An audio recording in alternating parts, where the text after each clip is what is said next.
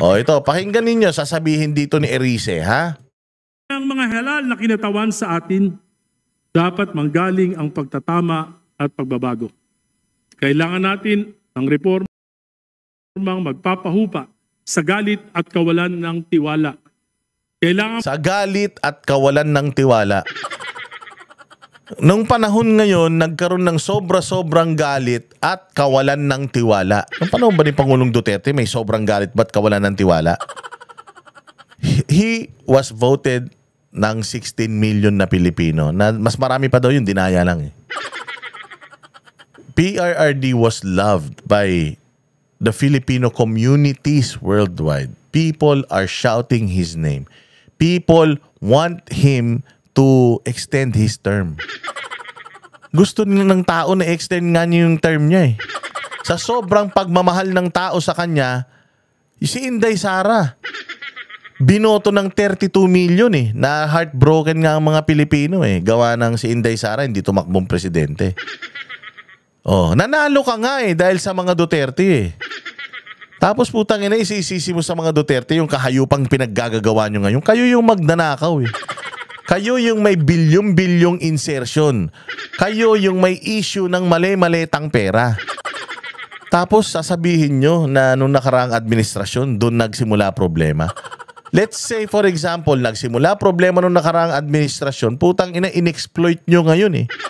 Yung loopholes, inexploit nyo eh. Antindi nyo magnakaw. Lahat ng magnanakaw sa Pilipinas mula sa panahon ng tatay mo hanggang kay Pinoy, lahat nung nanakaw sa bayang Pilipinas, kinuha nyo ng 3 taon eh. Ikaw, si Saldico at saka si Romualdez, 3 taon lang kinuha nyo eh. Tanginan tong mga to, tapos isisisi nyo sa nakaraang administrasyon. Wala ka na nga nagagawa, naninisi ka pa.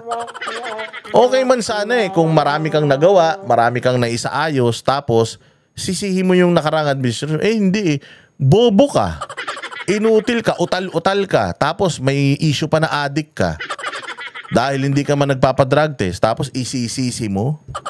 Isisisi mo sa nakaraang administrasyon, eh kayong pamilya nyo yung salot sa Pilipinas.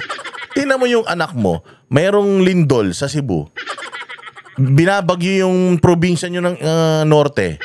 Nawawarak yung mga flood control project ninyo sa norte. Nasaan yung anak mo? Ayun, pasayaw-sayaw sa Singapore. Tanginan yan. Hindi na nagbibihis ng damit. Parang 3 araw ng sayaw. Parang sabog na naman. O, yan ang problema natin. Tapos isisisi nyo sa nakaraang administrasyon. Mga hudas. palisin natin ang tingin nila sa atin na tayo ay mga buhaya at buitre. Hindi lang sakim sa salapi, kundi pati sa kapangyarihan. Kung mananalamin lamang tayo at magbubulay-bulay, makikita natin sa kabila ng ating tikas sa ating mga posters noong nakaraang halalan, ay may balot ng kadiliman na kumukulob sa ating mga larawan ngayon. Huwag na nating hintayin na ang mamamayan mismo ang mag-aklas o ang kasundaluhan ang gumawa ng mga bagay na yayanig sa ating demokrating kung pamumuhay.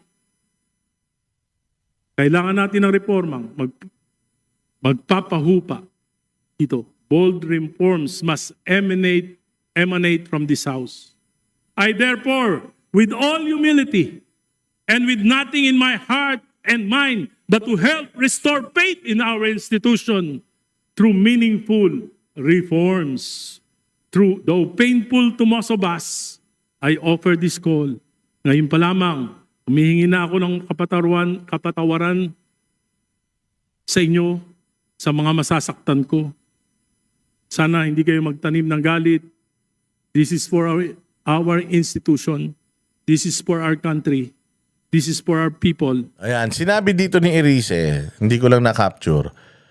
Sinabi niya rito na ang 19th Congress, sa 19th Congress nagsimula or talagang sobrang laki noong nagawang pagnanakaw sa Kabanang Bayan. 19th Congress. Sino ng presidente ng 19th Congress? Si Duterte ba? Ang presidente ng 19th Congress, si Bongbong Marcos. Ikaw, Bongbong, nagsimula sa 19th Congress. Yung kabulastugan, yung mga blanco-blanco, yung mga lintik na bilyong-bilyong mga insertion, nagsimula yan sa 19th Congress. Sa Kongreso, nagsimula i-draft yung paghahati-hati ng pera. Tapos napunta sa Senado, tapos ang pumirma ikaw. Tapos punyeta ka, ang may kasalanan si Duterte. Ikaw ang nagnakaw, kasama mo, pinsan mo, tas ang may kasalanan si Duterte. Galit na galit nga si Erice dito eh. Sabi niya sa Kongreso nagsimula yung kasalanan. O pat sinisisi ni Bongbong Marcos sa nakarang administrasyon na naman. Ay, nako Bongbong. Oh, ganyan daw ang tanga. Ang tanga daw at ang bobo mahilig manisi. Oh, kaya ang hilig-hilig mong manisi, sinisisi mo na naman yung nakarang administrasyon. Oh, Diyos ko po. Oh, ito. Anong sabi nung isang finance official, sino ba ito? Yung parang bata rin to ni Romualdez eh. Oh, pero tingnan natin ano masasabi niya. Pagdating sa mga anomalya sa gobyerno, partikular na sa mga infrastructure projects sa iba't ibang lugar sa bansa. Ayon sa dating Undersecretary ng Department of Finance at ngayon profesor sa UP College of Economics. Ayan tao ni to. Tao ni Bongbong to. Appointee niya ito na nag-resign. Dahil sa pagnanakaw nila, hindi na nito naatim yung mga pagnanakaw sa gobyerno, kaya nag-resign to eh. May manipulasyon umano pagdating sa nangyayaring korupsyon sa gobyerno. Kaya kasama po sa panawagan natin ay panagutin ang lahat ng mga kurakot. Hindi lang mga congressman, hindi lang mga senador, kung hindi yung nasa executive. Kasama sa executive branch ay ang Pangulo, Pangalawang Pangulo, ang mga miyembro ng gabinete at ang iba pang opisyal ng attached agencies. Paghalimbawa ng ex-finance official, hindi lang natatapos ang anomalya sa flood control projects, kundi sa iba ring ahensya ng pamahalaan. Gayaan niya ng malaking pondo na inilalaan sa social services, ngunit napipilitan ang mga apektado ng lindol sa Cebu na matulog sa loob ng plastic. Ang laki-laki ng pera ng social services, ng social welfare, tapos sa tuwing may dilubyo, ganito ang itsura natin. Oh, anong ginagawa ni Bongbong? Nagtatayo ng tent city. Tanga talaga eh. Si Pangulong Duterte, hindi tent city itatayo niya. Matibay na relocation site. Tent city, tanga. Zero budget ng PhilHealth noong 2025 habang 60 billion pesos lamang ang binalik sa... Hindi ba? Ito pang PhilHealth. Isa pa yan, Bongbong eh. Ninakawan niyo yung PhilHealth ng 89 million, ang ibinalik niyo magkano lang? 89 billion, ang ibinalik niyo 60 billion. May kulang pa kayo. Tapos yung 60 billion na yung kinuha mo pa sa iba-ibang ahensya.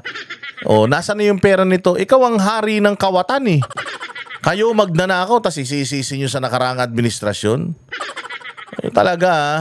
Naturang state health insurer ngayong 2026. Ayon kay Magno, malinaw itong pagnanakaw ng tax at dignidad ng taong bayan. Panagutin ang lahat ng mga korap, hindi lamang sa legislature, kung hindi pati sa executive. Sino ba ang nag-a-approve ng mga proyektong yan? Sino ang nagpa-prioritize pagkatapos aprubahan ng Congress? Sino ang naglalabas ng pondo? Kaya yung mga maang-maangan acting ng mga opisyal ng gobyerno, dapat hindi natin yan binibili. Anya, Ayun, dapat wag niyong bilhin yung mga vlog-vlog na yan ni Bongbong. Mga pagsisisi niya sa nakarang administrasyon na lungkot-lungkot ko na. Nagalit na ako. Nasyak ako. Putang ina mo. Masasyak ka. Ikaw ang pumirma niyang budget, gago. Kayo yung nagnakaw, nasyak ka. Baka nasyak ka dahil nahuli kayo. ang mga ganitong gawain ay hindi lang politikal, kundi halimbawa ng moral corruption o kawalan ng pagpapahalaga sa taong bayan at nagiging karaniwan ang paggawa ng katiwalian sa lipunan. Evan Alvarez, UNT. Ayan, oh. Hindi dapat makawala ang executive. So lahat na nangyayari na ito, sabi ko nga sa inyo, the logic applies to, or the law was applied to Pangulong Duterte. Noong maraming namatay sa war on drugs, si Pangulong Duterte ang sinisi ng bonggang-bongga. Diba? Ngayon nakakulong sa ICC. Tapos ngayon, sa napakaraming korupsyon, si Bongbong ang pumirma, tapos salba siya.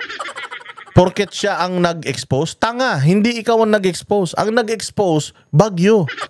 Ang nag-expose sa inyo, sa mga pagnanakaw ninyo, kayo mismo.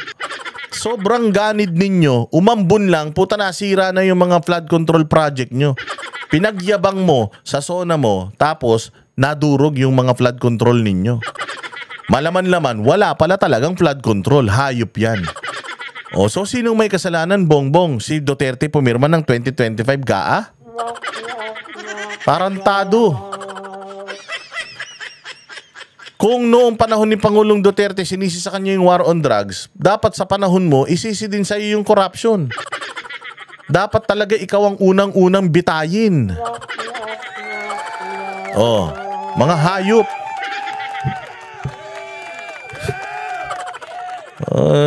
Pinainit nyo na naman ang ulo ng mga banateros eh.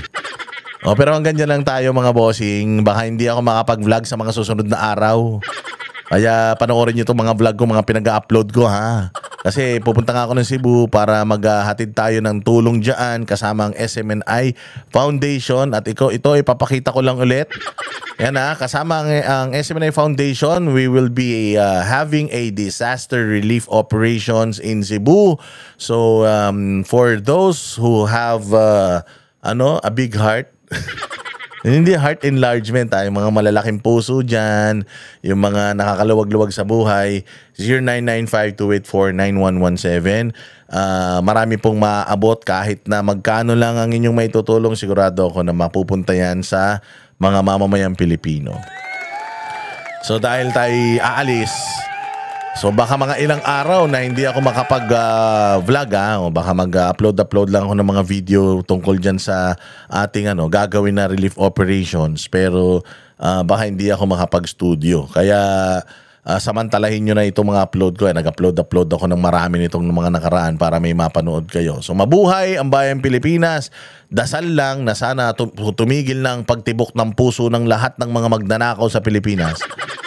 Oo, walang sisinuhin mula barangay chairman hanggang SK chairman. Kung pwede lang, kasama na sa mga mamatay. Lahat ng magnanakaw mamatay na.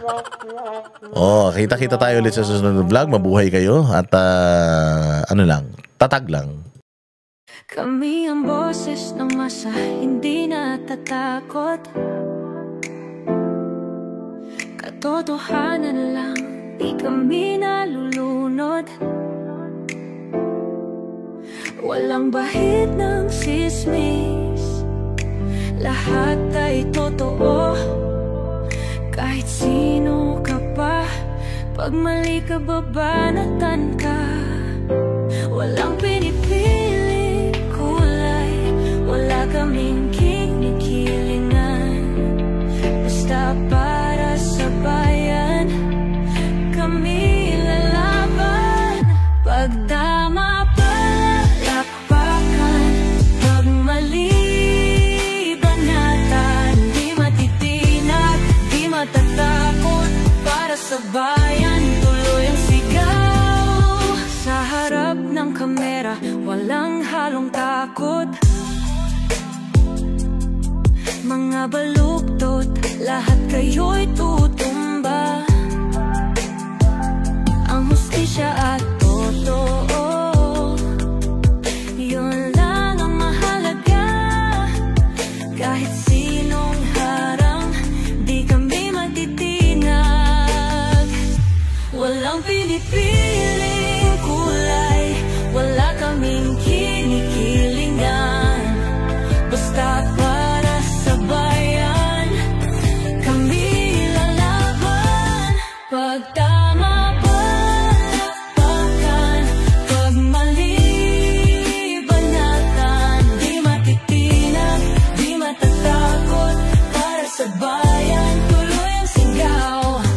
Kung nasa tama ka, ikaw ay aming kasama. Pero pag mali ka, handa ka na bang mabasag? Banateros kami, walang inuunan. Dahil bayan muna, bago ang sarili.